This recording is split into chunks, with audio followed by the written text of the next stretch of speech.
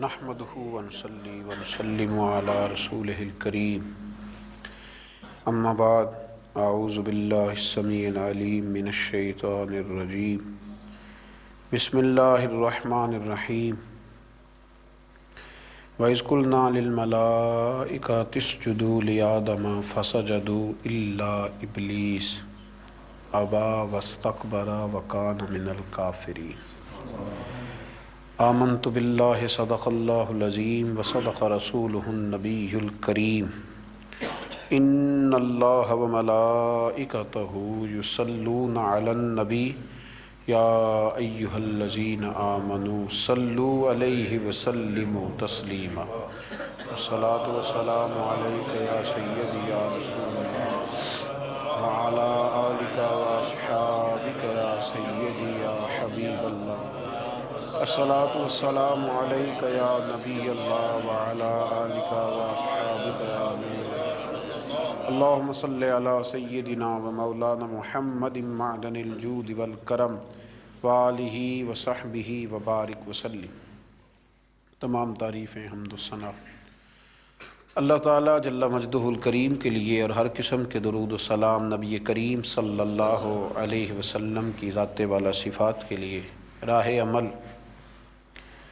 گفتگو کا وہ سلسلہ ہے جس میں یہ کوشش کی جاتی ہے کہ انسان کے لیے جو عمل کے رستے ہیں، مسلمان کے لیے جو عمل کے رستے قرآن و سنت نے واضح کیے، ان رستوں کی طرف نشاندہی کی جائے اور عمل کے رستے میں جو چیزیں رکاوٹ بنتی ہیں ان کے بارے میں کچھ نشاندہی کر دی جائے۔ تکبر وہ گناہ ہے جو کائنات میں سب سے پہلے کیا گیا، اور اسی گناہ نے آگے تمام گناہوں کو جنم دیا۔ اپنے آپ کو بڑا جاننا، دوسرے کو چھوٹا سمجھنا اور حق کو قبول نہ کرنا، یہ تکبر کہلاتا ہے۔ انسان جب متکبر ہوتا ہے تو حق کو قبول نہیں کرتا، اور جب وہ حق کو قبول نہیں کرتا تو اس کی اپنی ہدایت کا رستہ بند ہو جاتا ہے۔ قرآن مجید فرقان حمید سورہ بقرہ کے جو آیہ کریمہ میں نے تلاوت کی تو اللہ کریم نے فرمایا وَإِذْ قُلْنَا لِلْمَلَائِكَةِ اسْجُدُوا لِآدَمَ، فرمایا جب ہم نے کہا فرشتوں سے کہ آدم کو سجدہ کرو، فَسَجَدُوا إِلَّا إِبْلِيسَ، سب نے سجدہ کیا سوائے ابلیس کے۔ اس نے کیوں نہیں کیا؟ ابا واستکبرا، اس نے انکار کیا اور تکبر کیا۔ اس نے تکبر کیا، وَكَانَ مِنَ الْكَافِرِينَ، تو کافروں میں سے ہو گیا، تھا وہ کافروں میں سے۔ اس نے تکبر کیا تو اللہ کے حکم سے اعراض برتا۔ اس تکبر کے سبب شیطان جو معلم الملکوت تھا، جو فرشتوں کا استاد تھا، جس کو جنت کا خزانچی بنا دیا گیا تھا، جنوں میں سے یہ تھا ابلیس، اتنا بڑا اس کا درجہ تھا، لیکن کیا اس نے؟ تکبر۔ لوگوں کو تھوڑا سا منصب دیا جاتا ہے نا تو بہت اونچا بولنے لگتے ہیں، تکبر میں مبتلا ہو جاتے ہیں۔ شیطان نے تکبر کیا، کہنے لگا کہ میں حضرت آدم علیہ السلام سے بہتر ہوں۔ دلیل اس کی یہ ہے کہ حضرت آدم علیہ السلام کو مٹی سے بنایا گیا ہے اور مجھے آگ سے بنایا گیا۔ قرآن مجید کہتا ہے کہ کہنے لگا انا خیر منہ خلقتنی من نار وخلقتہ من طین، کہا ہے اللہ میں تو آدم سے بہتر ہوں۔ اللہ کو کہہ رہا ہے، رب کریم کی بارگاہ میں کہہ رہا ہے، کہتا میں تو بہتر ہوں۔ بھئی بنانے والے کو تو پتا ہوگا نا کہ کون بہتر ہے، یہ رب کریم کو زیادہ پتا ہے یا دلیل دینے والے کو پتا ہے؟ یہاں بھی بہت سارے بڑے جب بات کرتے ہیں تو چھوٹے دلیلیں دینے کی کوشش کرتے ہیں۔ کہا میں بہتر ہوں کیونکہ اسے مٹی سے بنایا گیا ہے اور مجھے آگ سے بنایا گیا ہے۔ تو کمال دیکھیے، متکبر کا جو سزا اور اس کا جو علاج قرآن پاک نے بیان کیا وہ ذرا غور فرمائیے۔ دلیل نہیں دی اللہ تعالیٰ نے، یہ نہیں فرمایا کہ تو غلط کہہ رہا ہے۔ متکبر کا علاج کیا، یہ نہیں فرمایا کہ یہ تو غلط بات کر رہا ہے، بات اس طرح نہیں ہے، کوئی دلیل نہیں دی، بلکہ ارشاد کیا فرمایا فَخْرُجْ مِنْهَا فَإِنَّكَ رَجِيمٌ، نکل جا یہاں سے، تو ہے ہی لعنتی، تو نکل یہاں سے۔ ختم ہوگی بات. وَإِنَّا عَلَيْكَ لَعْنَتِي إِلَى يَوْمِ الدِّينِ. اور یہ لعنت تیرے اوپر وقتی نہیں ہے، یہ لعنت قیامت کے دن تک تیرے اوپر برستی رہے گی. جس نے تکبر، دیکھیں نا، جو آدمی الجھ جائے گا نا، الجھ جائے گا، اس کو تو دلیل دی جائے گی. تو جو تکبر کرے گا، ایک آدمی کہیں الجھ گیا ہے، اس کو ضرورت ہے کہ اس کی تربیت کی جائے، اور ایک تکبر کر رہا ہے، تو متکبر کے بارے میں رب کریم نے یہ ارشاد فرمایا کہ اس کو دلیل تھوڑی دی جا رہی ہے، اس کو تو کہا جا رہا ہے فخرج منہا، تو یہاں سے بس نکل جا. یہ سزا ہے متکبر کی. دنیا میں پہلا گناہ جو کیا گیا وہ تکبر ہے، اپنے آپ کو بڑا جاننا اور دوسرے کو چھوٹا سمجھنا. میرے نبی کریم صلی اللہ تعالیٰ علیہ وآلہ وسلم نے ارشاد فرمایا، یہ روایت جامع ترمذی میں موجود ہے، فرمایا ایک قرض سے بری ہو کے جانا دنیا سے، اور دوسرا فرمایا یاد رکھنا تمہارے اندر تکبر اور خیانت نہ ہو. قرض نہ دینا ہو تم نے کسی کا، خیانت نہ کی ہو، اور تم نے کبھی تکبر نہ کیا ہو، فرمایا پھر رب کریم تمہیں بغیر حساب کتاب جنت عطا فرمائے. ان چیزوں سے بچنا، گویا حضور فرماتے ہیں ان سے تم بچ گئے نا تو باقی گناہوں سے خود بخود بچ جاؤ گے، باقی معاملات خود بخود سمٹ جائیں گے. ان سے بچ کے رہنا، محفوظ رہنا. تکبر بہت کیا جاتا ہے. کسی کو اپنے علم پر تکبر ہونے لگا ہے، کسی کو اپنے عمل پر تکبر ہونے لگا ہے، کسی کو سلطنت کے ہونے پر تکبر ہونے لگا ہے. کچھ لوگ کہتے ہیں میں جانتا زیادہ ہوں اس لیے میرے اندر تکبر ہے. کچھ لوگ ایسے ہیں جن لوگوں کو برادری پر اور نسب پر تکبر ہونے لگا ہے. بڑے بڑے لوگوں نے تکبر کیا. فرعون نے بھی تکبر کیا اور کہنے لگا کہ میں تو رب ہوں. پھر رب کریم نے اسے سمندر کی، دریا کی لہروں کے حوالے کیا. کل تک جو لوگ اس کے اشاروں پہ چلتے تھے نا، جب وہ غوطے کھا رہا تھا نا دریا کے اندر، تو پھر روتا تھا کہ کوئی مجھے بچا لے، کوئی مجھے بچا لے. اس نے غوطے کھائے اور کہنے لگا کہ میں حضرت موسیٰ اور ہارون کے رب پر ایمان لاتا ہوں، پر اب تو سارا کچھ دیکھ داکھ کے مان رہا تھا نا، تو اس کا ایمان بھی قبول نہ ہوا. پھر پھینک دیا گیا سمندر سے باہر. آج تک نشان عبرت بنے ہوئے ہیں یہ لوگ. نمرود بھی کہتا تھا کہ معاذ اللہ میں خدا ہوں. اور جب حضرت سیدنا ابراہیم خلیل اللہ علیہ السلام نے فرمایا نا کہ آسمان تو رب تو وہ ہے جو آسمانوں کا رب ہے، رب تو وہ ہے. اللہ تبارک و تعالیٰ نا اس متکبر آدمی کو آزماتا ہے، اسے تھوڑا سا موقع اور دیتا ہے، تو یہ سمجھتا ہے میرا روب چل رہا ہے. اللہ اسے آزماتا ہے، یہ سمجھتا ہے کہ دیکھا میرا جو ہے وہ میرا عصا، میرا ڈنڈا صحیح کام کر رہا ہے، حالانکہ اللہ تو موقع دے رہا ہے. اور جب پھر وہ کھینچتا ہے، پھر حضور علیہ السلام فرماتے ہیں تمہارے رب سے سخت کسی کی پکڑ ہوتی نہیں.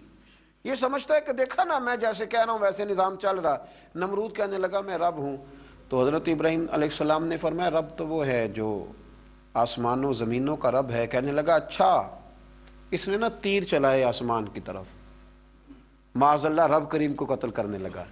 تیر چلائے تو اللہ نے اس کا امتحان لیا. تیر جب اوپر جاتا تھا تو خالی ہوتا تھا، واپس آتا تھا تو اس کو خون لگا ہوتا تھا. کہنے لگا دیکھا نا، پھر دیکھا نا میں نے کیا کر دیا. کتنا بڑا بادشاہ، پوری دنیا پہ حکومت کرنے والا، پر مالک کی بے نیازی کے قربان جائیں، ایک مچھر ہی گھسا ہے ناک میں اور پھر وہ مچھر نکل نہیں پایا. پھر اس مچھر نے اس کو مار ڈالا. تکبر والے لوگ جب تکبر کر رہے ہوتے ہیں، جب بول رہے ہوتے ہیں تو کہہ رہے ہوتے ہیں تو مجھے جانتا نہیں، تجھے میرا پتہ نہیں ہو، تو کس سے بات کر رہا ہے، تجھے خبر ہے تو کس کے ساتھ گفتگو کر رہا ہے. او بھائی، بڑے بڑے اونچے بولنے والے، پھر اس طرح ان کی آوازیں بند ہوئیں کہ کوئی ان کی سننے والا نہ ملا. بڑے بڑے اونچے جملے کہنے والے اس تیزی کے ساتھ خاموش ہوئے کہ پھر دوبارہ انہیں احساس تک نہ ہوا کہ ہمیں بولنا بھی آتا تھا. کیا حیثیت ہے انسان کی، کس بات پہ تکبر کرتا ہے. میرے شیخ کامل رحمۃ اللہ علیہ، میرے اصحاب رحمۃ اللہ علیہ فرمایا کرتے تھے انسان تجھے صرف 2 وقت روٹی نہ کھانے کو دی جائے تو اپنی ٹانگوں پہ چل نہیں سکتا. اور 10 راتوں کی بات نہیں، 1 رات نہ تجھے سونے دیا جائے، صرف 1 رات، تو اگلے دن تو اپنی ٹانگوں پہ کھڑا نہیں ہو سکتا. تکبر کس بات کا، کس بات کا تکبر. ایک سر میں ہلکا سا درد ہوتا ہے اور تیرا سارا وجود تجھے نڈھال کر دیتا ہے، کس بات کا تکبر. لیکن اس کے باوجود لوگ پھولے نہیں سماتے، باتیں کرتے ہیں تو بچ بچ کے، گفتگو کرتے ہیں تو کھول کھول کے، اور ہر تیسرا آدمی آ کر کے پوچھتا ہے کوئی حکم ہوا تو بتائیے گا، کوئی حکم ہوا تو بتائیے گا۔ تکبر صرف ایک ذات کرے گی اور وہ ہے رب کریم کی ذات، کیونکہ وہ سب سے بڑا ہے، وہ اللہ اکبر ہے، وہ اللہ اکبر ہے۔ محدثین ایک بڑی خوبصورت بات لکھتے ہیں اس عنوان پر، وہ کہتے ہیں کہ تکبر کرنے والا یوں ہی سمجھو کہ جیسے اس نے کوئی کسی کا غلام تھا نا، تو اس نے اپنے بادشاہ کا تاج اٹھا کے اپنے سر پہ رکھ لیا تھا۔ تب جو بادشاہ کا تاج غلام اٹھا کے سر پہ رکھے گا تو پھر درے تو کھائے گا، اس لیے کہ تاج تو بادشاہ کے سر پہ ہی سجتا ہے۔ تو تکبر تو اللہ کی چادر ہے، اس لیے کہ وہ سب سے بڑا ہے۔ تو اب اگر کوئی شخص اس چادر کو پکڑے گا اور کہے گا نہیں مجھے بھی بڑا بننا ہے، تو پھر درے تو وہ کھائے گا، پھر آزمائش سے تو اسے گزرنا ہے۔ کبھی بھی اپنے آپ کو بڑا نہ جانے، اور ویسے بھی انسان باتوں سے تھوڑی بڑا ہوتا ہے، بڑا تو اپنے اخلاق سے ہوتا ہے، بڑا تو اپنے کردار سے ہوتا ہے، بڑا تو وہ اس طرح ہوتا ہے کہ اگر اس کے اندر کچھ چیزیں پائی جائیں جن سے محسوس ہو کہ یہ انسان بڑا ہے، تو وہ رویے اس کے بتاتے ہیں یہ کتنا بڑا ہے۔ میرے نبی کریم صلی اللہ تعالی علیہ وسلم نے فرمایا یہ جو تکبر کرنے والے لوگ ہیں نا، قیامت کے دن اللہ انہیں چیونٹیوں کی شکل میں مسخ کر دے گا، چیونٹیوں کی شکل میں اللہ انہیں مسخ کرے گا۔ اور فرمایا اللہ تعالیٰ کو یہ اترا کے چلنے والے، تکبر کرنے والے لوگ پسند نہیں آتے، بھاتے نہیں رب کریم کو۔ یہ جو اس انداز میں چلتے ہیں یہ اللہ کو بھاتے نہیں، عاجزی انکساری۔ اور میرے نبی کریم علیہ السلام نے 2 جملوں میں بات بڑے انداز میں سمجھائی، فرمایا تو اللہ کی رضا کے لیے جھک جا، اللہ تجھے عزتیں عطا فرما دے گا۔ تو رب کریم کی رضا کے لیے جھک جا، اللہ تجھے عزتیں عطا کرے گا۔ مختلف لوگوں کو نا مختلف قسم کا بخار ہوتا ہے، کچھ لوگوں کو حسب و نسب کا بہت بخار ہوتا ہے، بہت بڑا بخار ہوتا ہے کہ میں فلاں قبیلے سے ہوں، میں فلاں قبیلے سے ہوں۔ میرے رب کریم نے وضاحت کر دی، فرمایا ان اکرمکم عند اللہ اتقاکم، اگر تو اللہ کی نظر میں عزت لینا چاہتا ہے تو پھر تجھے متقی پرہیزگار بننا پڑے گا۔ باقی تو سب حضرت آدم کی اولاد ہیں، سب حضرت آدم کی اولاد، سب۔ اعلیٰ حضرت فاضل بریلوی رحمۃ اللہ تعالیٰ علیہ تشریف فرما تھے تو حجام آیا ہوا تھا حجامت کرنے کے لیے، وہ اعلیٰ حضرت رحمۃ اللہ علیہ کا خط بنا رہا تھا، بال تراش رہا تھا، مونچھیں تراش رہا تھا، تو ایک بہت نواب بھی کبھی کبھی ملنے آیا کرتے تھے۔ تو وہ حجام صاحب ابھی بیٹھے تھے چارپائی پہ، تو وہ صاحب آ گئے جو کبھی کبھی آیا کرتے تھے، بڑے سیٹھ تھے۔ تو سرکار اعلیٰ حضرت نے فرمایا کہ میاں بیٹھ جاؤ آپ بھی۔ کہنے لگا انہی کے ساتھ بیٹھ جاؤں؟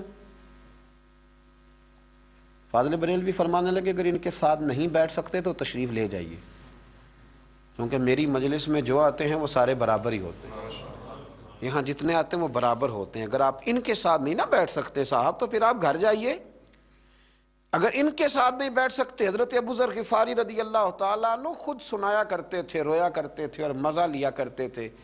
فرماتے تھے ایک دن نا حضرت بلال حبشی سے بحث ہو گئی تھی، میری زبان سے نکل گیا تھا وہ حبشن کے بیٹے جناب بلال حبشی رضی اللہ تعالیٰ عنہ مسجد نبی میں پہنچے، حضور کا چہرہ انور دیکھ کے رو پڑے۔ تو کریم محبوب نے فرمایا بلال تو روتا کیوں ہے؟ عرض کی حضور لوگ مجھے حبشن کا بیٹا کہتے ہیں۔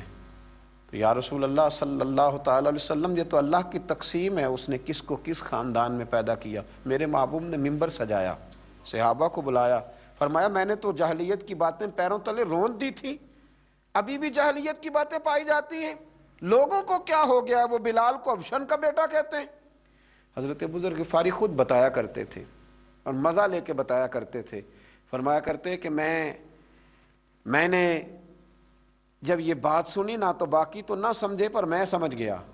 فرماتے میں اٹھ کے حضرت بلال حبشی رضی اللہ تعالیٰ عنہ کے پاس گیا اور میں ان کے سامنے لیٹ گیا، میں نے کہا حبشن کے بیٹے اپنا پیر میرے چہرے پہ رکھ اور میں لوگوں کو بتلاؤں کہ تھا تو حبشن کا بیٹا، پر اب میرے مصطفیٰ نے بڑی شانیں عطا فرما دی، شانیں عطا کر دی۔ بندہ ہو صاحب و محتاج و غنی ایک ہوئے، تیری سرکار میں پہنچے تو سبھی ایک ہوئے۔ تو میرے بھائی یہ حسب و نسب کا غرور، یہ تکبر، اقبال کے سامنے آ کے کسی نے کہا کہ میرا دادا یہ تھا، میرا پردادا یہ تھا، میرا ابا یہ تھا، تو اقبال کہنے لگے تھے تو آبا تمہارے ہی مگر تم کیا ہو؟ میاں چھوڑ تو کس قبیلے کا ہے، تیرے اندر کوئی بات ہے تو بتا، تیرے اندر کوئی خوبی ہے تو اس کا ذکر کر، چھوڑ باپ دادا کی بات ہے تو وہ آبا تمہارے ہی، مگر تم کیا ہو؟ اپنی حیثیت کا تعین کریں، بڑوں کا نام لے کے اپنے آپ کو اونچا کرنے کی کوشش کرنا اور کوشش ناتمام کرنا، میرے بھائی حسب و نسب کا جو ہے وہ بہت بڑا تکبر لوگوں میں پایا جاتا ہے۔ اس سے ذرا آگے بڑھیں تو کچھ لوگوں میں علم کا تکبر ہوتا ہے۔ آج کل پڑھا لکھا آدمی الا ماشاءاللہ وہ ہوتا ہے جو ایک دن میں کئی لوگوں کو جاہل قرار دے دے۔ لوگ بڑے جاہل ہیں، کچھ پتہ نہیں، لوگ بڑے جاہل ہیں، کچھ پتہ نہیں۔ میرے نبی کریم علیہ الصلاۃ والسلام نے 2 جملوں میں بات اس انداز میں سمیٹی، محبوب فرمانے لگے من قال انا عالم فہو جاہل، فرمایا جس نے کہا کہ میں عالم ہوں وہی تو جاہل ہے، جس نے کہا کہ میں عالم ہوں وہی تو جاہل ہے۔ اس نے تو جاہلوں جیسی بات کی۔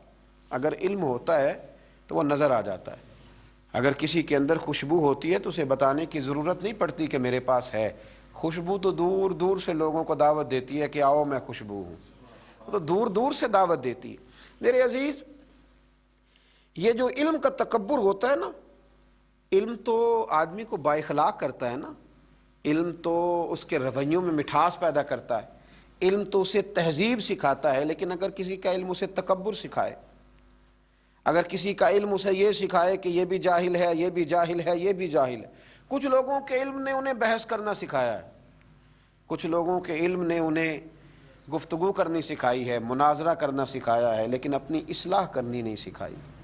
علم تو ہے پر نفع والا نہیں ہے۔ جس علم سے انسان خود نہ نفع حاصل کر سکا، دوسرے اس کے علم سے کیا فائدہ اٹھائیں۔ علم سیکھیں تو عمل کرنے کے لیے سیکھیں، تکبر کے لیے نہیں سیکھیں، ڈگریاں جمع کرنے کے لیے نہیں سیکھیں۔ اعلیٰ حضرت فاضل بریلوی رحمت اللہ تعالیٰ علیہ تشریف فرماتے، بڑے عالم تھے۔ اعلیٰ حضرت وہ ہستی ہیں جنہوں نے 1000 کتاب تحریر فرمائی ہے۔ اعلیٰ حضرت وہ شخصیت ہیں کہ جن پر لوگ کلام کرتے ہیں، جن پر دنیا تحقیق کرتی ہے۔ بہت بڑے عالم تھے، بہت بڑا قد کاٹ تھا۔ علامہ اقبال نے کہا تھا کہ کسی نے ہمارے دور میں امام اعظم ابو حنیفہ سے ملنا ہو تو وہ جا کر کے امام احمد رضا سے ملے۔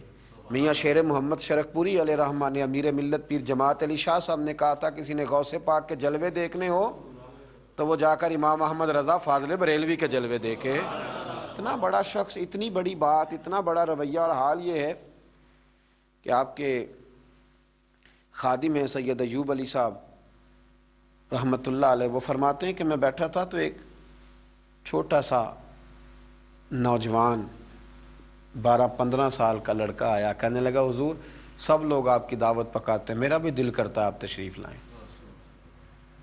اعلیٰ حضرت فرمانے لگے کیا کھلاؤ گے؟ تو اس نے چنے کی دال اپنی جھولی میں ڈال رکھی ہے، کہنے لگا حضور یہ دال بھی کھلاؤں گا اور باجرے کی روٹی بھی کھلاؤں گا۔ تو اعلیٰ حضرت فاضل بریلوی اگلے دن ظہر کا ٹائم طے ہوا اور ان کے گھر تشریف لے گئے۔ خادم کہنے لگے حضور اتنی جلدی دعوت کیوں قبول کر لی؟ فرمایا تمہیں پتہ ہے یہ بچہ یتیم ہے اور اس کی دل جمی کرنا کتنا ضروری ہے۔ اعلیٰ حضرت فاضل بریلوی جب پہنچے تو اس نے دروازے پر ہی چٹائی بچھا دی، اندر اتنی جگہ نہیں ہے، حضور آپ پردے کے بڑے پابند ہیں، باہر چٹائی بچھا دی، اتنا بڑا امام، اور وہیں جبہ سمیٹا تو بیٹھ گئے۔ صرف سوجی کے بسکٹ عصر کے بعد استعمال فرمایا کرتے تھے، طبیعت ٹھیک نہیں رہتی تھی۔ علم دیکھیں اور عاجزی دیکھیں، صرف سوجی کے بسکٹ، کوئی زیادہ وزنی چیز استعمال فرما لیتے تو طبیعت علیل ہو جاتی۔ لیکن جب وہ باجرے کی موٹی موٹی روٹیاں لایا اور چنے کی دال لایا تو آپ کے خادم کہتے ہیں کہ اتنی رغبت سے ہم نے حضرت کو کبھی کھانا کھاتے دیکھا ہی نہیں، ایسے لگا جیسے بڑی پسندیدہ چیز ہو۔ ایک روٹی بھی کھائی، 2 بھی کھائیں، وہ دیکھتا رہا، خوش ہوتا رہا۔ فرمانے لگے گر تو کہے تو میں جاؤں؟ کہا حضور چلیے۔ سید صاحب فرماتے ہیں جب ہم راستے میں آ رہے تھے تو میں نے غور سے چہرہ دیکھا، میں نے کہا حضور اگر طبیعت علیل ہو گئی تو فرمانے لگے شاہ جی اپنی طبیعت دیکھتا کہ یتیم کا دل دیکھتا، اس مسکین کا دل دیکھتا، طبیعت دیکھتا کہ اس کا دل بدستاور کے حج اکبر است، از ہزاراں کعبہ یک دل بہتر است۔ میرے عزیز، اتنے بڑے جو لوگ تھے ان میں عاجزی تھی تو آج اللہ نے انہیں اتنا اعزاز عطا فرمایا۔ لیکن اگر انسان اپنے علم کے حصار میں بند ہو جائے تو پھر تو بزرگوں نے لکھا ہے علم حجاب بن جاتا ہے، یہ حجاب بن جاتا ہے، یہ آگے بڑھنے نہیں دیتا۔ علم تو اپنوں سے دوستی نہیں کرنے دیتا، انسان کہتا ذرا ہٹ کے رہو، بھائی ہو پر تمہیں پتہ نہیں میں عالم ہوں، دوست ہو پر تمہیں نہیں پتہ اب میرے پاس ڈگریاں، تو حجاب بن جاتا ہے۔ اس کو کبھی حجاب نہ بننے دیں، کبھی بھی۔ کوئی بھی ایسا تکبر، اگر آپ پڑھے لکھے ہیں، اگر آپ نے تعلیم حاصل کی ہے، تو تعلیم تو انسان کو محبت کرنا سکھاتی ہے، تعلیم تو پیار کرنا سکھاتی ہے، تعلیم تو انسان کو لوگوں کے قریب کرتی ہے، تعلیم تو عاجزی کا درس دیتی ہے۔ جس درخت پہ پھل زیادہ ہوتا ہے اس کی ٹہنیاں جھک جایا کرتی ہیں، جو اعلیٰ ظرف ہوتے ہیں ہمیشہ جھک کے ملتے ہیں، جو اعلیٰ ظرف ہوتے ہیں ہمیشہ جھک کے ملتے ہیں، کیونکہ صراحی سرنگوں ہو کر بھرا کرتی ہے پیمانے۔ صراحی اگر سر نہ نیچے کرے تو پھر تو کسی کو پانی کا قطرہ بھی میسر نہ آئے، لوٹا سر نیچے کرے گا تو کسی کو پانی میسر آئے گا نا، اگر اکڑا رہے گا تو کسی کو بھی قطرہ پانی کا میسر نہیں آ سکتا۔ اس لیے میرے عزیز یہ یاد رکھیے کہ عالم اگر آپ ہیں، آپ کے پاس علم ہے، اور پھر اس سے آگے بڑھ کر اگر آپ کا دعویٰ درویشی کا ہے، اگر آپ کا دعویٰ فقیری کا ہے، اگر آپ کا دعویٰ پیری کا ہے، مسند نشینی کا ہے، تو پھر تو آپ کو بہت نیچے آنا ہے، پھر تو آپ کو لوگوں کے لیول کے بیچ آ کے تبلیغ کرنی ہے نا، پھر تو آپ کو دیکھنا ہے کہ کس کو کس چیز کی ضرورت ہے۔ درویش کی تو اپنی ذاتی زندگی نہیں ہوتی، وہ تو اتنا عاجزی والا ہوتا ہے کہ کبھی اس کی سنتا ہے، کبھی اس کی سنتا ہے، کبھی اس کی سنتا ہے، وہ تو پیار بانٹتا ہے۔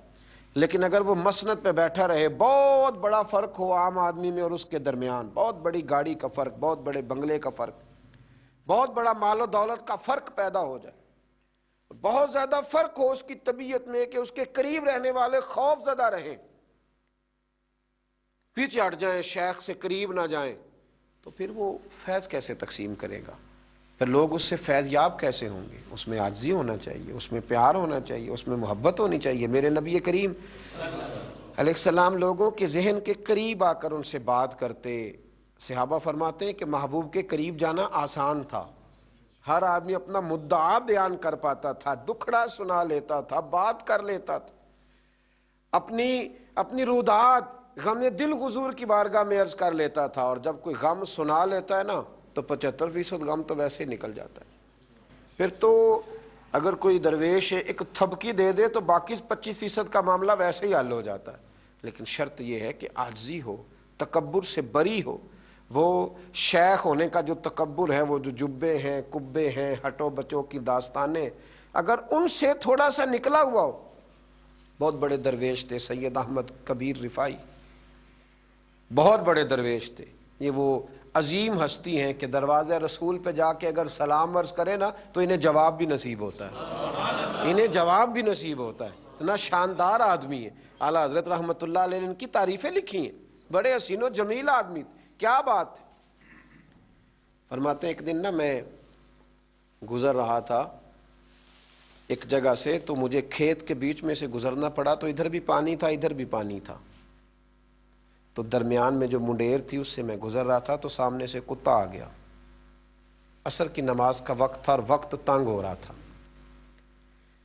اب میں سوچ رہا تھا کہ یہ کتا نیچے ہٹے تو میں پیچھے ہٹے تو میں گزروں اور میں جا کر کے نماز ادا کروں، وضو کروں۔ اب جگہ اتنی تنگ تھی کہ ایک ہی آدمی گزر سکتا تھا۔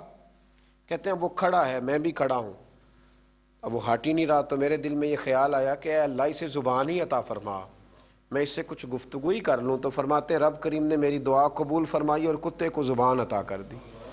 فرماتے میں نے اس سے کہا کہ یار تھوڑے ہٹ جاؤ، میں نے گزرنا ہے۔ تو کہتے مجھ سے کہنے لگا جناب آپ ہٹ جائیں، میں نے بھی تو گزرنا ہے نا، آپ ہٹ جائیں۔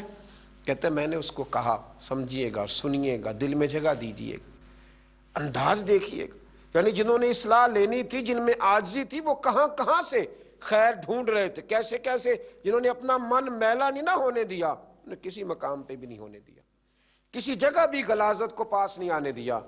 فرماتے میں نے اس کو کہا ہٹ جا، تو کہنے لگا آپ ہٹ جائیں۔ تو میں نے کہا تو مکلف نہیں ہے، تیرے اوپر تو شریعت کی پابندیاں نہیں ہیں، تو میرے اوپر تو ہے نا، اگر میں کھیت میں اتروں گا تو دونوں جانب پانی ہے، میرے کپڑے آلودہ ہو جائیں گے، مجھے دوبارہ سے غسل کرنا پڑے گا۔ تو کہتے ہیں کتا بولا اور زبان حال سے کہنے لگا بابا جی کھیت میں اتریں گے تو کپڑے آپ کے آلودہ ہوں گے، لیکن اگر آپ نے تکبر کیا اور کتے کو ہلکا جانا نا تو آپ کا دل میلا ہو جائے گا، اور یہ تو کپڑے ابھی آپ دھو لیں گے تو صاف ہو جائیں گے، تو دل میلا ہو جائے تو 7 سمندروں سے بھی صاف نہیں ہوا کرتا۔ اپنے دل میں تکبر نہ آنے دیں میرے بھائی۔ اسی طرح سے کچھ لوگوں کو دولت کا بہت ہی تکبر ہے، دولت کا بہت ہی تکبر ہے۔ میاں صاحب نے کہا تھا دانش مندہ اندہ کم نہیں، دل دولت نہ لانا، اس ووٹی تے کئی خامن کیتے، تو جو کیتا سو کھانا۔ یہ تو کبھی اس کے پاس ہوتی ہے کبھی اس کے پاس ہوتی ہے۔ میرے نبی کریم علیہ وآلہ وسلم نے ارشاد فرمایا جس نے دولت کا پیچھا کیا اس نے تو اپنی دین کو نقصان پہنچایا، اس نے تو اپنی آخرت کو نقصان پہنچایا، اور فرمایا جس نے اس سے جان چھڑائی وہ بچ گیا۔ آپ دیکھیں کس قدر زیادہ لوگ وقت دیتے ہیں، دولت کا تکبر کتنا زیادہ آ جاتا ہے۔ پھر انسان لوگوں کے گھروں میں جا کے تلاش کرتا پھرتا ہے کہ یہ کپڑے کہاں سے خریدے، یہ جوتے تو تم نے بڑے نکمے رکھے ہوئے، تمہارے گھر میں تو ایک جیسے برتن ہی نہیں ملتے، یہ فلاں چیز تو تم میرے ساتھ چلتے تو میں تمہیں بتاتا وہاں سے بڑی سستی اور خستی ملتی۔ لوگ پریشان کرتے ہیں، تکلیف دیتے ہیں، اذیت میں مبتلا کرتے ہیں، دولت کا تکبر اوڑھ کر آتے ہیں، تو پھر ہر چیز کو دنیا کی عینک سے دیکھتے ہیں۔ ایسے بیسیوں غریب میں نے آنکھوں سے دیکھے ہیں، غریب آنکھوں سے دیکھے ہیں، وہ ایسے غریب ہیں کہ ان کے پاس صرف دولت ہے، اس کے علاوہ کوئی چیز موجود نہیں، فقط دولت ہے اور کچھ بھی موجود نہیں۔ فقط دولت کی بات کرنا، حضرت ام ربیہ ایک خاتون گزری ہیں، بڑی نیک اور پرہیزگار تھیں، اللہ سے بہت ڈرنے والی تھی۔ ان سے کسی نے کہا زندگی میں انقلاب کیسے آیا؟ تو کہنے لگی میرے والد نے، میں ایک معزز اور شریف خاندان سے تعلق رکھتی تھی تو میرے باپ نے میرا نکاح کر دیا۔ جس آدمی کے ساتھ میرا نکاح وہ بہت مالدار تھا، اللہ نے اسے بڑا نوازا تھا، لیکن جتنا اس کے پاس دولت تھی اس سے زیادہ بڑھ کر اس کے پاس دولت کا تکبر تھا۔ کہتی چھت پہ میں اور میرا شوہر بیٹھے تھے تو ایک غریب آدمی نے دروازے پہ آ کے دستک دی، اس نے کچھ مانگا تو میرے شوہر نے کہا خو کہ لوگ کس قدر پریشان کرتے ہیں، کھانے کے وقت بھی آ جاتے ہیں، سونے کے، ڈانٹ دو اس کو۔ فرماتی ہیں جب میں باہر نکلی نا اس کی میں نے حالت دیکھی تو مجھے ترس آیا، اس کے ہونٹوں پہ جمی ہوئی خشکی نے بتایا کہ پتہ نہیں بیچارے نے کب سے روٹی کھائی، اور اس کی آنکھیں ترس رہی تھیں، لگتا تھا کہ کئی دروازوں سے ہو کر اور خالی آیا ہے۔ تو کہتی میں نے اپنی جیب سے اپنے شوہر سے آنکھ بچا کے چند آنے جب اس کی طرف بڑھائے تو میرے شوہر نے دیکھ لیے، نیچے آیا، میری اجازت کے بغیر تم نے فقیر کو دیا، میری اجازت کے بغیر اب تم اتنی با اختیار ہو گئی ہو کہ بنا میری اجازت کے دو گی؟ کہتے ہیں بس اسی جرم میں اس نے مجھے طلاق دے دی۔ میں شریف زادی تھی پر انتہائی تکلیف کے عالم میں واپس آئی، اور کہتے ہیں جب میں واپس پہنچی بڑی تکلیف میں پہنچی، میرے والد بڑے پریشان ہوئے، جب بیٹی کو طلاق ہی ہو جائے کیا حالت ہوتی ہے۔ فرماتی ہیں کہ پھر کچھ عرصے کے بعد میرے والد نے تلاش کرنا شروع کیا، ڈھونڈنا شروع کیا، غور کرنا شروع کیا، لیکن کوئی مناسب رشتہ نہ ملتا تھا۔ کہتی ہیں تلاش کرتے کرتے 2، 2.5، 3 سال لگ گئے۔ ایک شخص نے بڑی رغبت کے ساتھ میرا رشتہ مانگا اور بڑی محبت کے ساتھ اس نے طلب کیا اور بڑی منت کی۔ کہتی میرے ابا نے طے کر دی، شادی کی پہلی رات جب وہ حجرہ عروسی میں داخل ہوا، کہتی میں نے اس کا چہرہ دیکھا تو میں پریشان ہو گئی، یہ تو وہ شخص ہے جو میرے دروازے پہ بھیک مانگنے آیا تھا، تو وہی ہے جس کی خاطر مجھے طلاق ہوئی۔ تو کہتی ہیں وہ شخص روئے اور کہنے لگے کہ میں بڑے اعزاز کے ساتھ تجھے رکھوں گا، مجھے جب خبر ملی کہ میری وجہ سے تمہیں طلاق ہوئی تو میں نے اپنے رب کریم کی بارگاہ میں بڑی دعائیں مانگی، بڑی محنتیں کی، بڑی جد و جہد کی، پھر میں نے کچھ مال کمایا، اس قابل ہوا کہ میں تمہارے ساتھ نکاح کر سکوں۔ کہتی ہیں وہ میری بڑی قدر کرتا، میرا بڑا اکرام کرتا، بڑے اعزاز سے مجھے رکھتا، دنیا کی وہ ساری سہولتیں جو ایک خامد اپنی بیوی کو دے سکتا ہے وہ مجھے دیتا، اور لوگوں سے بڑھ کر میرا وہ اعزاز کرتا کہ میں نے اس کی خاطر 2، 2.5 سال تکلیف سہی تھی۔ کہتی ایک دن میں بیٹھی تھی چھت پہ خاوند کے ساتھ کھانا کھا رہی تھی، فقیر مانگنے والا آیا دروازے پر، اور جب اس نے آ کے صدا لگائی تو میرا خاوند کہنے لگا اس میرے گھر سے کوئی خالی نہیں جانا چاہیے، اسے ضرور دینا اور جتنا مانگے تھوڑا زیادہ ہی دے دینا۔ کہتی میں نیچے اتری اور جب میں نے یوں کر کے آگے اس کی طرف خیرات بڑھائی، اس نے بھی کاسا کشکول آگے بڑھایا اور میری نظر پڑی تو میں دھڑام سے چیخ مار کے گری۔ شوہر میرے آئے اور مجھے کہنے لگے کیا ہوا؟ میں نے کہا یہ تو میرا پرانا شوہر ہے۔ تو وہی ہے جس نے مجھے اس تکبر سے طلاق دی، کہتے ہیں وہ دروازے پہ رو رہا تھا اور کہہ رہا تھا دنیا والوں تکبر نہ کرنا، دولتوں پر کبھی بھی ان دولتوں پر، مال پر انحصار نہ کرنا، رب بڑا بے نیاز ہے، وہ جب چاہتا ہے، جس کو چاہتا ہے، جس وقت چاہتا ہے نواز دیتا ہے۔ کہتے ہیں وہ تڑپتا تھا، روتا تھا، صدائیں دیتا تھا۔ میرے بھائی تکبر نہ کرے، دنیا کا یہ وہ گناہ ہے جو سب سے پہلے کیا گیا، باقی سب گناہوں نے اس کے بعد جنم لیا ہے۔ دعا ہے عرش کا مالک دلوں کو نرمی عطا فرمائے، ہماری کھیتیوں کو آباد رکھے، اللہ تعالیٰ بندوں سے پیار کرنا سکھائے، اتنی عاجزی دے کہ ہمارے رشتے مضبوط ہوں، کبھی بھی ٹوٹنے نہ پائیں۔ آمین۔ آخر دعوانا الحمدللہ رب العالمین۔